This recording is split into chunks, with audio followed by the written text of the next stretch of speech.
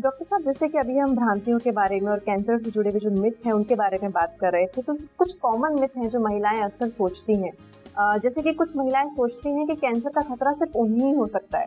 वो नहीं मानती कि किसी को भी खतरा हो सकता है। वो समझती है कि शायद हम ही हैं जो ये प्रॉब्लम अटैक कर सकती है। नहीं, ये बिल्कुल गलत मिथ है। बहुत इम्पोर्टेंट है इनमें रिस्क फैक्टर्स। ये कैंसर्स में family history is a risk factor.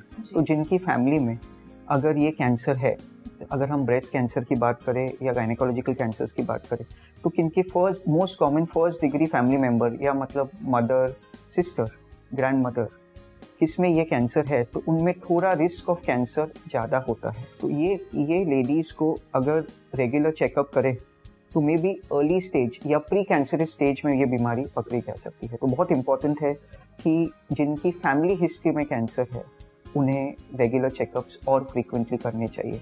तो बट ये मिथ बिल्कुल गलत है कि एक पर्टिकुलर ग्रुप ऑफ फीमेल्स में कैंसर होता है, नहीं, but yes, family history is a strong risk factor for cancer. जी डॉक्टर साहब, कुछ फीमेल्स ये भी सोचती हैं कि अगर उन्हें कैंसर जैसी समस्या हो गई है, ये प्रॉब्लम हो गई है, तो वो किसी भी हॉस्पिटल में जाकर इसका ट्रीटमेंट करवा सकती हैं। तो आप क्या सोचते हैं इस बारे में? क्या ये उचित है? किसी भी हॉस्पिटल में जाकर इसका इलाज संभव है? देखिए, कैंसर अगर हम सिटीज़ की बात करें और बॉम्बे जैसी सिटी की बात करें तो most of the centres can diagnose cancers, but there are specialized hospitals available. Specialized hospitals है जो इसे सब ट्रीटमेंट दे सकती है। जैसे मैंने आपसे बोला, सर्जरी, रेडिएशन, कीमोथेरेपी, काफ़ी महिलाओं को सब ट्रीटमेंट ऑप्शंस लगते हैं और वो सब अस्पतालों में पॉसिबल नहीं है।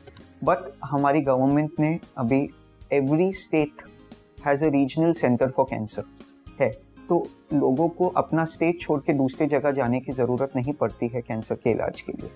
Somebody coming from Northeast, Assam has a regional center, all Bihar has a regional center, Uttar Pradesh has a regional center, every state has a regional cancer center, जहाँ पे वो एक्सपर्ट ओपिनियन के जाके वहाँ इलाज करा सकती है, जहाँ ऑल फैसिलिटीज अवेलेबल, बट छोटे से छोटे सेंटर में डायग्नोसिस की फैसिलिटी अवेलेबल।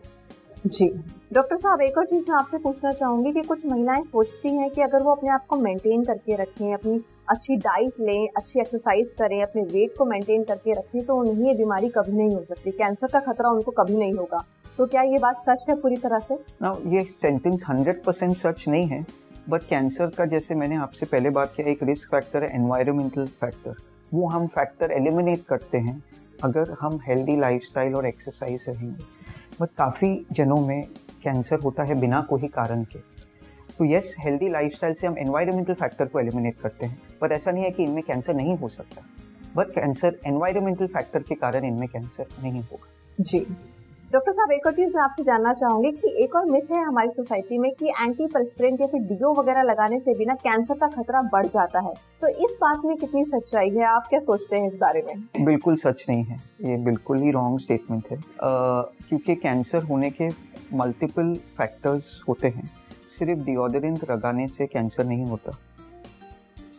किसको स्किन की अलग प्रॉब्लम होनी चाहिए, अगर हम स्किन कैंसर्स की बात कर रहे हैं जिनमें डिओडोरेंट लगाने से, तो deodorant is not a risk factor, but जिनको स्किन की कुछ प्रॉब्लम है already, that itself is a risk factor. And deodorant में actually sometimes may give symptoms, they can pick up cancers early, but per se deodorant is not a risk factor. जी doctor साहब, एक और चीज़ अभी मैं आपसे जानना चाहूँगी कि ये भी कहा जाता है कि जो हमारे सेल फोन्स हैं, हमारे मोबाइल फोन्स हैं, अगर उनको हम अपनी बॉडी के करीब ज़्यादा रखें तो उससे भी कैंसर की संभावना बढ़ जाती है, कैंसर होने का खतरा बढ़ सकता है। तो इस बात में कितनी सच्चाई है? इसके बारे में आप क्या कहेंगे? इसमें अभी तक उसमें कुछ साइंस या कुछ एविडेंस नहीं है ये सेंटेंस को राइट बोलने के लिए। अगर हम स्टडी कर रहे हैं अभी के एज में जहाँ पे everybody uses mobile phone, we will find that cancer incidence is high because and हम रिलेट करते हैं मोबाइल फ़ोन से। पर ऐसा कुछ आज there is no evidence mobile phone से कैंसर होता है। इस चीज़ के में कुछ सच्चाई अभी तक तो नहीं है। मे बी नेक्स्ट 10-15 साल में कुछ एविडेंस आए, पर आज की डेट में देयर इज़ नो एविडेंस। मतलब इसको एक मिथ माना जा सकता है? मिथ, बिल्कुल सही। डॉक्टर साहब, कुछ लोग ये भी सोचते हैं कि जिनकी फैमिली हिस्ट्री में कैंसर की प्रॉब्लम नहीं रही है, उनको कभी भी कैंसर नहीं हो सकता, ये बीमारी कभी उनको अटैक नहीं करेगी। तो इस बात में कितनी सच्चाई है? ये भी गलत स्टेटमेंट है। फैमिली हिस्ट्री एक रिस्क फैक्टर है, ज़रूरी नहीं है। अगर हम 100 कैंसर्स देखें तो मे बी 10 कैंसर्स होते हैं जो फेमिलियल टाइप होते हैं जिसमें फैमिली हिस्ट्री इंपॉर्टेंट है। 90 जनों को कैंसर में कोई भी किसी भी फैमिली मेम्बर को कैंसर नहीं होती, they are the first persons who are getting cancer. तो again this is a wrong statement, family history is a risk factor, but it doesn't mean to say कि जिनकी फैमिली में cancer नहीं है उनको कैंसर नहीं हो सकता।